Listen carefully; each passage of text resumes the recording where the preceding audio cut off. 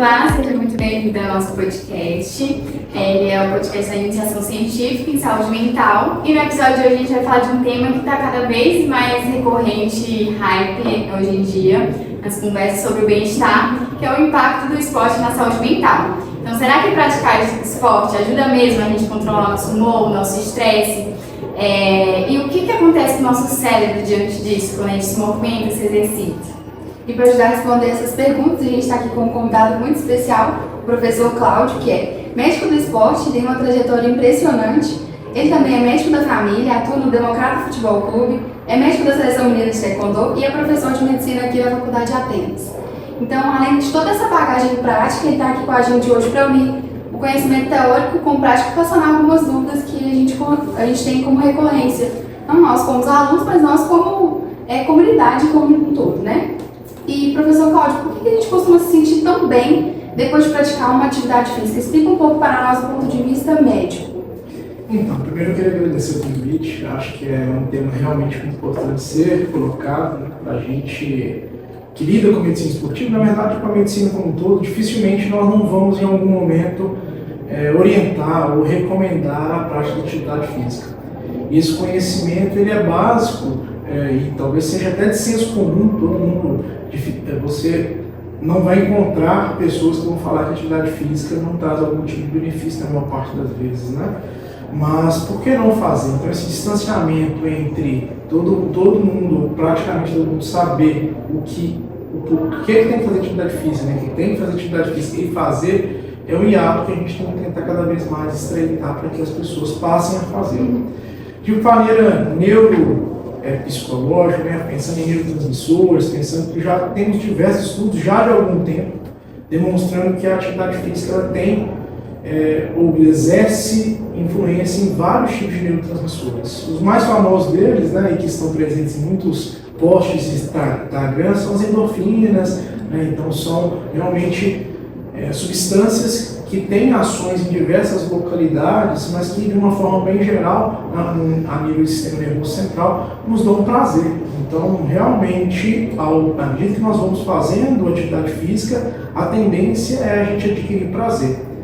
O difícil às vezes é iniciar, né? Esse início, para principalmente quem não gosta, ele é um pouquinho mais difícil. Na verdade, toda e qualquer mudança de rotina e de hábito trazem dificuldade, da atividade física não seria diferente.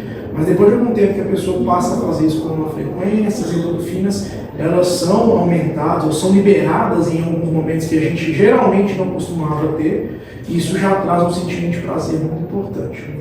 Um outro benefício, né, endócrino, é a questão de, principalmente, aumento de algumas outros neurotransmissores que estão envolvidos em várias fisiopatologias de ansiedade, depressão, como é o caso da serotonina, da noradrenalina, da dopamina.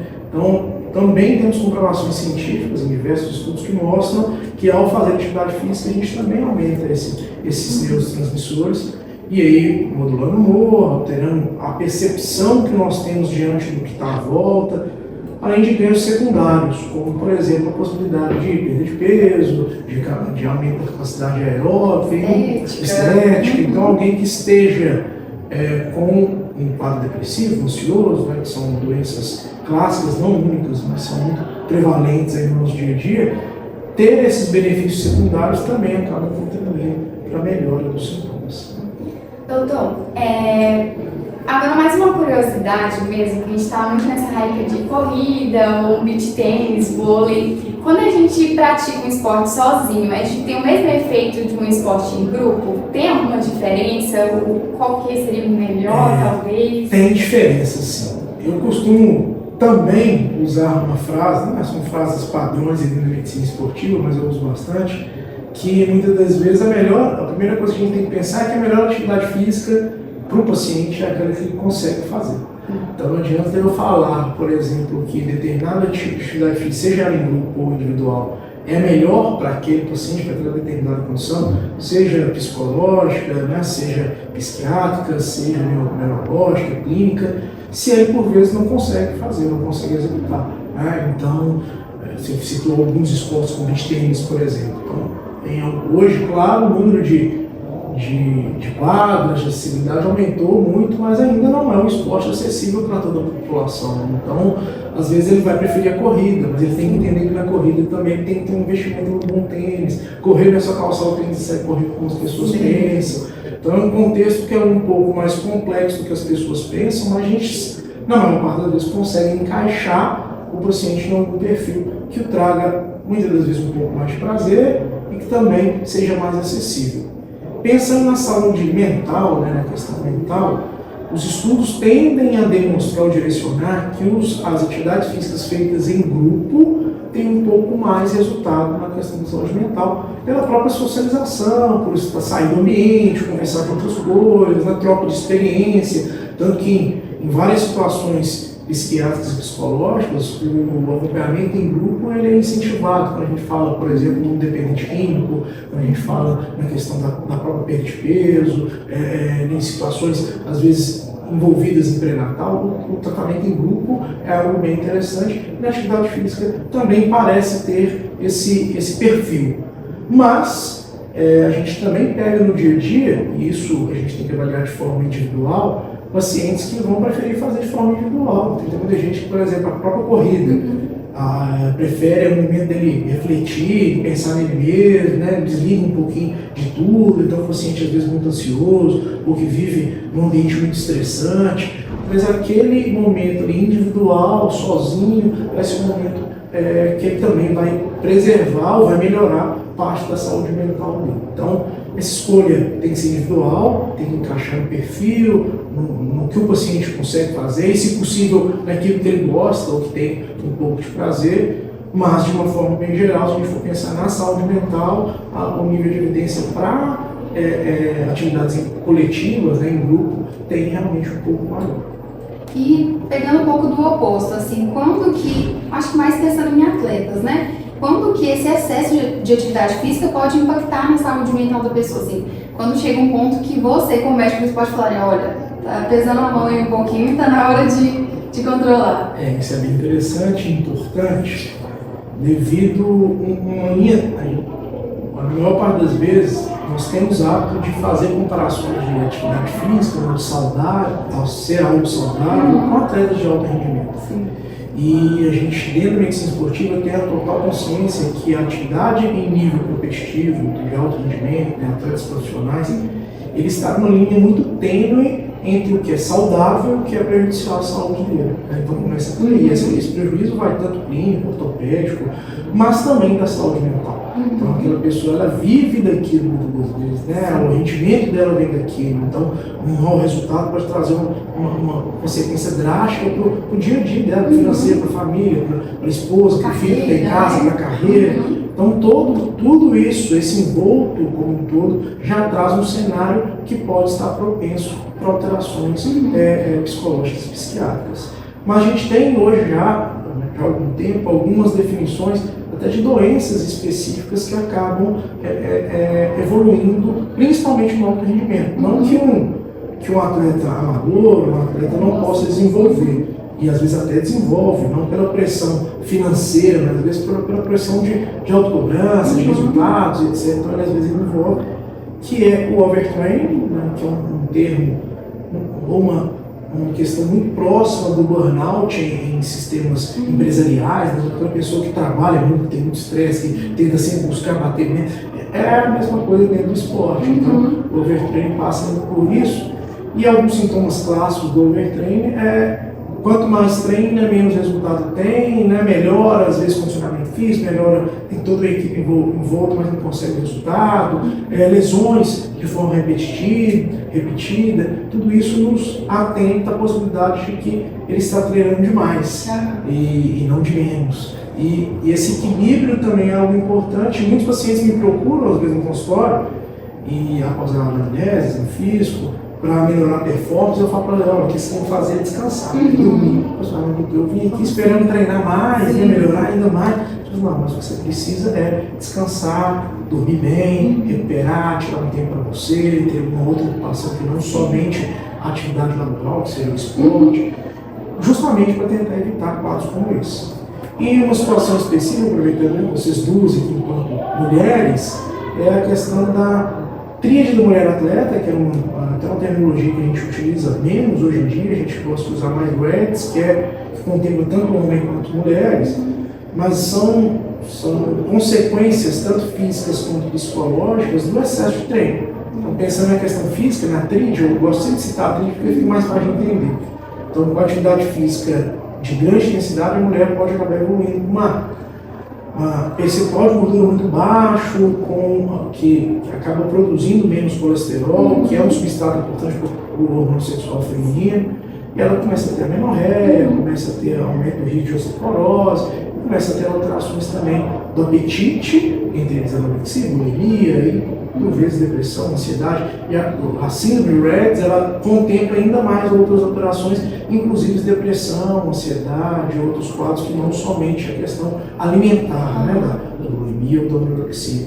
Então, o excesso também é prejudicial. Então, outra frase, né, alguns jargões aí de medicina esportiva, é que a atividade física, o esporte, a atividade física é um remédio. Como tal, precisa de dose. Né? Então, tomar subdose não vai funcionar, mas tomar excesso de dose pode, por vezes, trazer benefícios à saúde também. Agora, uma polêmica, porque a gente sempre fala que é muito bom, mas a gente não consegue começar de fato. A gente sabe que tem que começar, quer começar, mas vive desmotivado. Você, com sua experiência, como que você fala que seria um primeiro passo, assim, de uma maneira mais realística para a gente entrar nesse mundo do esporte mesmo? Não é algo fácil mesmo, não. Eu já comentei anteriormente que esse ato entre saber que é bom, que precisa, e passar a executar é grande, e a gente tenta afunilar, minimizar. Claro que o primeiro passo é a conscientização, né? É ter contato, é saber. Como eu disse, dificilmente vai ter alguém que não saiba dos benefícios da atividade física. E aí, algumas outras estratégias, também eu citei anteriormente, é a gente tentar encaixar aquele paciente em atividade física ou no esporte que o faça ter um pouco mais de prazer, ou que tenha um pouco mais de acessibilidade, ou que ele até tenha um pouco mais de facilidade, né? Então, às vezes ele se enxerga fazendo um esporte com raquete, mas ele nunca pegou na raquete, ou não tem essa facilidade com a habilidade da mão, mas é uma pessoa por vezes mais alta, então vamos colocar ele num esporte que talvez utilize dessa altura como um benefício, como uma facilidade. Então, buscar encaixar ou individualizar é algo importante, e a gente, enquanto médico, vejo muitos colegas que não têm uma vivência, não lidam tanto com a medicina esportiva, tentar sempre padronizar para alguns grupos específicos, né? Então, quem nunca pegou um paciente com artrose de joelho e foi indicado para ele hidroginástica, mas que muitas das vezes não tem piscina próxima, não tem local, não é algo barato, né? Então tem condições financeiras, não gosta de água, não sabe nadar, né? Então muitas das vezes todo esse cenário tem que ser pensado no que realmente a gente pensa, porque se ele não conseguir fazer hidroginástica e ele não fizer nenhuma atividade física, ao invés de conseguir ter o benefício que a hidroginástica sim pode fazer, não estou falando que não traz, né, mas não é a única, ele vai, às vezes, ganhar mais peso, vai ficar ainda mais sedentário, vai sobrecarregar ainda mais esse joelho. Então, tentar encaixar algo que seja palpável, próximo, é um benefício, é uma coisa importante. Porém, também não é a única saída. Então, a gente, sim, tenta trazer algumas motivações, mostrar para ele que, e eu muitas vezes dou o meu relato próprio, eu sou um amante de esporte a vida toda, adoro fazer, gosto, amo de paixão, mas tem dia que eu não estou muito afim, né? E vai ser com todo mundo. Então a gente às vezes vai ter que deixar isso claro para o paciente, que vai ter dia que ele não vai estar afim, como eu não estou, como vai ter outra coisa a fazer, ou vai, não, eu quero ficar assistindo televisão, eu quero ficar mexendo aqui nas redes sociais. Só que aí toda vez que essa dúvida surge, a gente tem que reforçar os votos da importância. Aí entra de novo lá a questão da conscientização. Fala assim, não, peraí, eu vou porque é importante. E aí eu vou encontrar a motivação lá.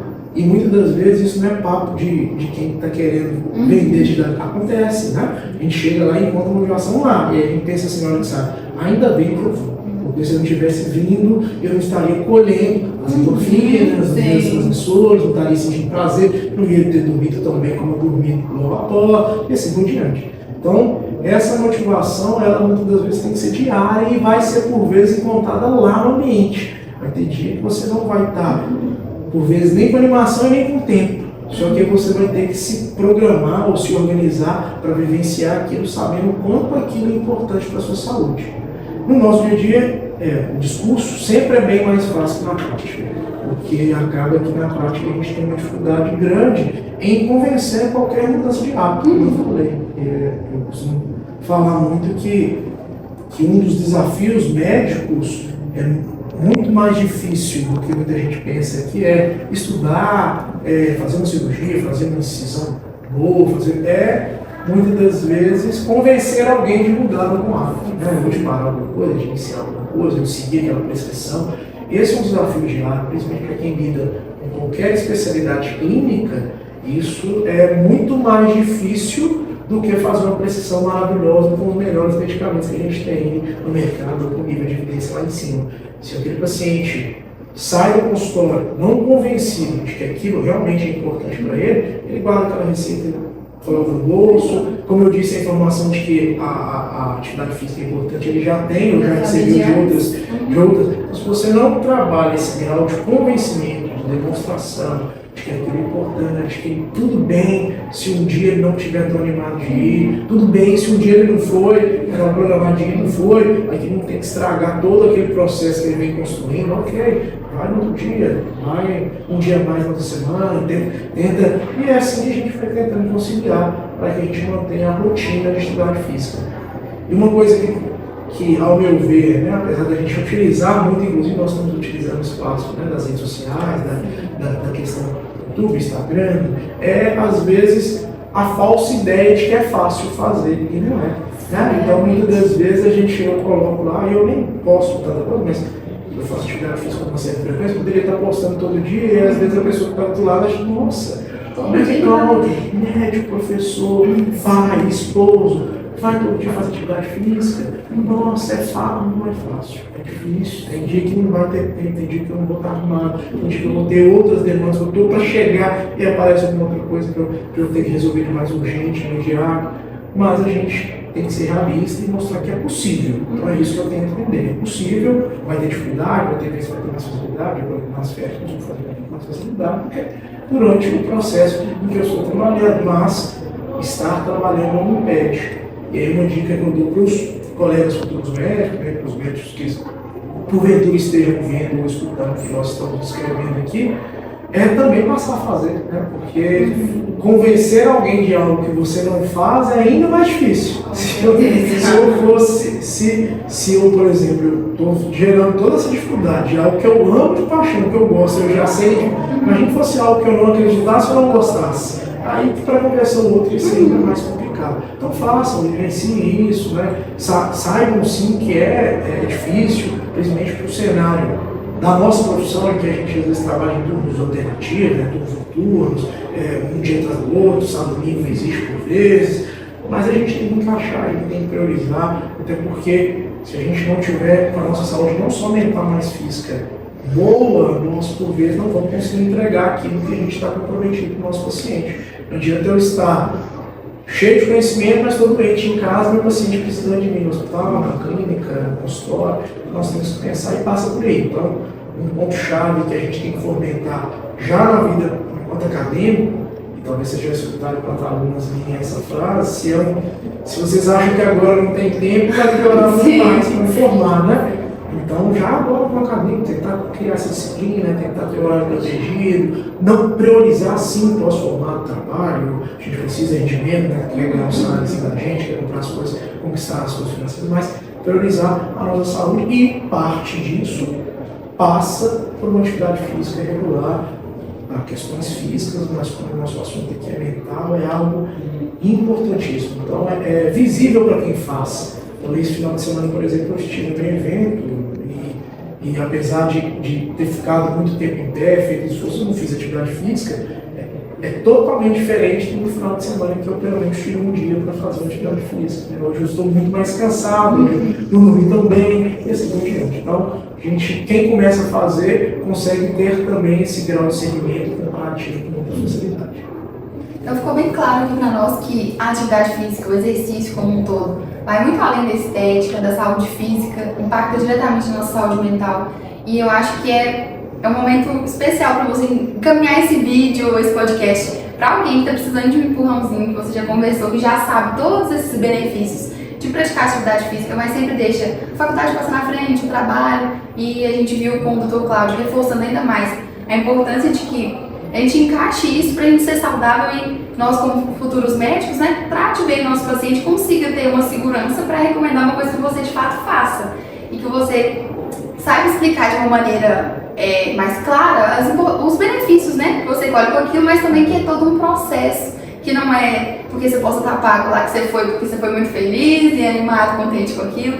Então a gente agradece muito pelo papo, muito esclarecedor para nós, uma honra ter o senhor aqui. E não tinha ninguém mais especial para poder falar com a gente sobre esse assunto, que o médico dos esportes, para a gente foi um momento assim, de muita alegria poder conversar com você. E a gente agradece muito pela sua presença. Eu que agradeço, muito obrigado e peço de antemão que sigam as recomendações dadas, né? Que escutem, mandem, a gente tem que realmente fazer cada vez mais as pessoas estarem interessadas em fazer, saber que a importância sim, mas saber que é algo por vezes que vai ser mais necessário do que prazeroso. Sim. E vai ser assim, né? Então muitas das vezes é difícil trocar hábitos agora, mas é muito mais difícil lidar com uma doença grave no futuro, né? Pensar numa doença grave, transtorno depressivo grave, ansiedade grave. Então vamos se esforçar para algo que vai nos trazer. E para mim é sempre um prazer poder contar comigo, sempre quando necessário, estarei aqui para conversar. É sempre muito importante a gente falar de algo que gosta, e ainda mais quando algo que gosta que é importante, no meu caso, ainda mais. Obrigada, viu? Obrigada, professor.